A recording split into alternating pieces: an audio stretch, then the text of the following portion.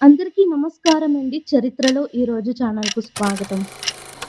1948వ సంవత్సరంలో జనవరి 30వ తేదీ నాడు దేశం ఒక మహానుభావుడిని కోల్పోయింది. భారత స్వాతంత్ర సమరానికి మార్గదర్శకుడైన మహాత్మా గాంధీ హత్యకు గురయ్యారు. దేశం అంతటా విషాద వాతావరణం నెలకొంది. గాంధీజీ మరణ వార్త వినగానే ప్రజలు వీధుల్లోకి వచ్చి కన్నీటి పర్యంతమయ్యారు. అన్ని మతాలు, వర్గాలు, ప్రాంతాలు అందరూ ఒకే భావనతో నివాళులు అర్పించారు.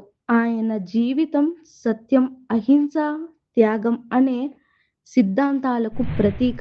1948వ సంవత్సరంలో ఫిబ్రవరి 12వ తేదీ నాడు గాంధీజీ అస్థికలను పవిత్ర నది గంగలో నిమజ్జనం చేశారు.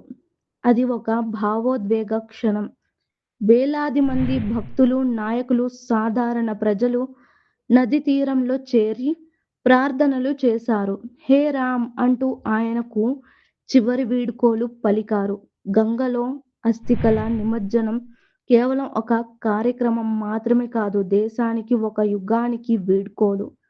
గాంధీజీ శరీరం భూమికి చేరిన ఆయన ఆలోచనలు, మార్గదర్శకత్వం భారత హృదయాల్లో శాశ్వతంగా నిలిచిపోయాయి.